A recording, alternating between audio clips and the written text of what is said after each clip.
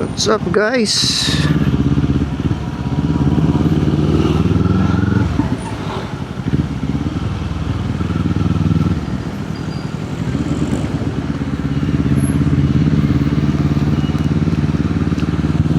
So, tapos na ulit ang trabaho.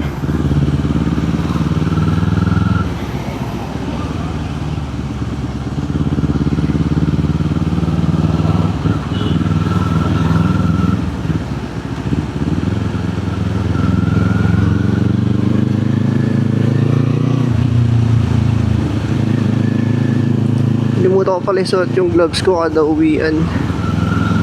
Pagpapasok lang masipag mag gloves eh. Pag uwian na medyo kinakatamaran na eh.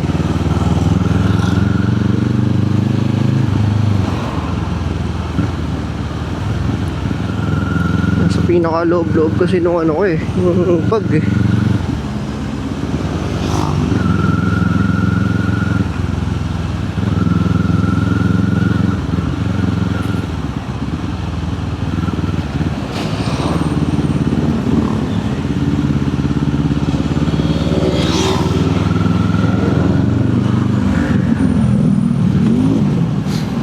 So ayun, well, baka ng balita yung about sa Iran versus US.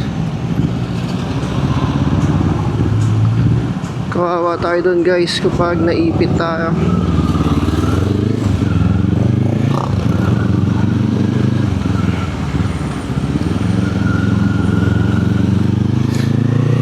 Mamahal lang presyo ng gasolina. Siyempre pati mga bilihin, di ba? Pag naipit ang production ng oil.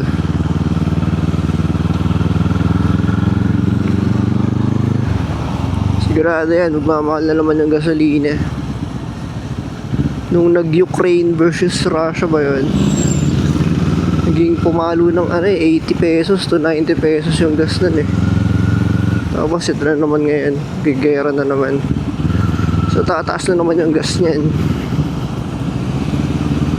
Pag pumalo siguro ng 80 or 90 ulit yung gas, bibili ko ng scooter eh. Pag mga ganong price range, medyo hindi na nagiging practical tong si Z4. Yan, okay lang nga sa 60 eh. Pero pagka nag 90, wala na.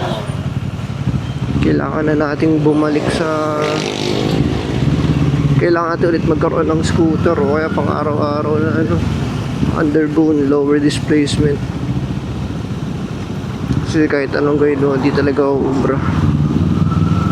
Kahit sabihin mo tipid na tong Z400, syempre mas tipid pa rin yung mga lower displacement.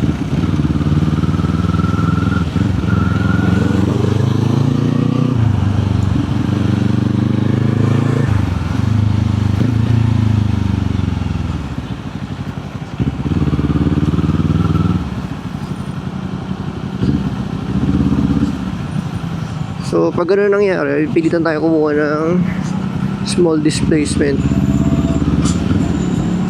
Kaya mag work from home na lang muna tayo.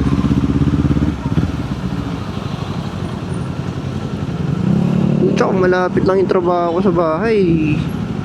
Bobike lang talaga ako eh. Kaya lang ako eh, 30 kilometers away yung office eh.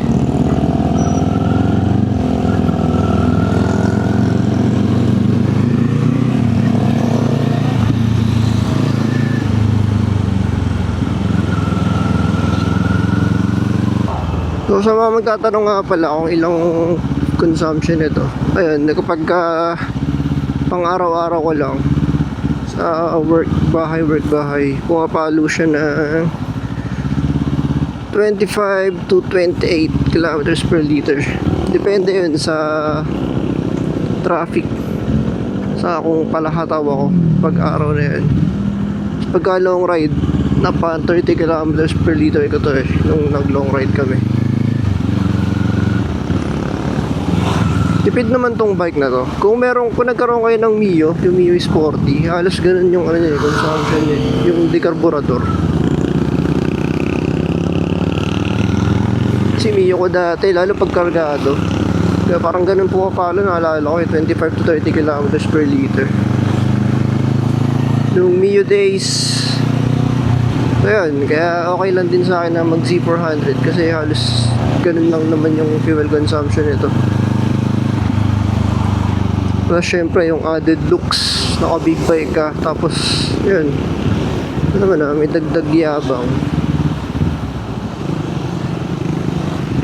Oo nga pala, nag-ride tayo every maisipan. Nag-ride ako siguro mga once a month. Maswerte na pag nag-twice a month ako na ride. And pag nag-ride kami, long ride talaga, hindi siya yung ride lang. Sayang nga wala pa akong camera. Nag-ano kami, Baler Loop. Laking Baler, saka Bataan Loop. Sayang, wala pa akong camera nun. Hindi ko pa na-vlog yun. Pero meron sa TikTok. Follow yung sa TikTok, Throttle Stories. Ano yung mga clips natin. Alam, mga short clips lang yun. At pag pinapanood ko, iba talaga yung ganito Iba yung view kapag naka POV shot sa motor. Tapos long form video compared sa short clips. Yung short clips pang TikTok, pang Facebook. Pero pag mga long form, ayun, sa YouTube. So yun guys, ito ang ating daily routine.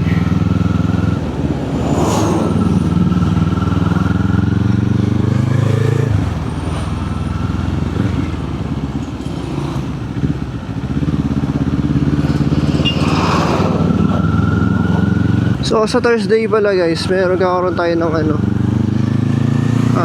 medyo long ride. Ito kami ng Kaibiyang, tapos packet ng Tagaytay. So di ka ako matutuloy. Pag natuloy, vlog natin. First, sa tagal ko na nagmo-motor, more than 10 years. Hindi ko pa napupuntahan yung Kaibiyang. So ayan, sa Thursday pag natuloy, first time ko sa Kaibiyang.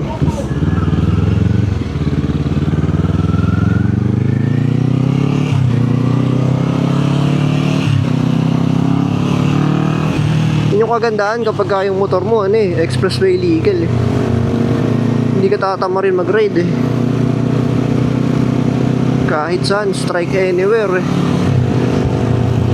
aminin natin sa hindi, mas madali talaga mag long ride kapag naka big bike kasi imbis na dadaan ka sa public road sa MacArthur, diba, NLEX na lang, expressway na lang.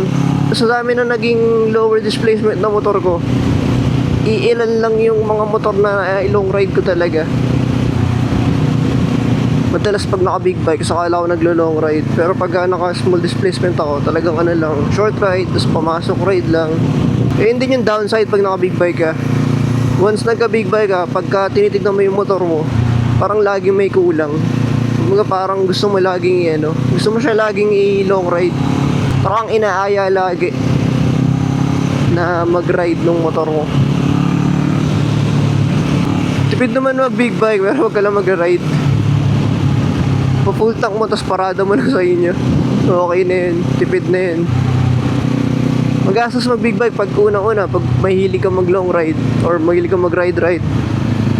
Tapos pag mahilig ka bumili ng accessories, ayun, dun lang siya magiging magastos.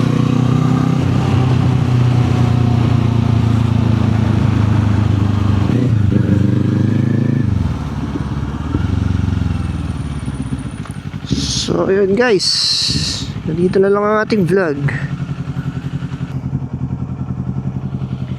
So don't forget to like, share, and subscribe.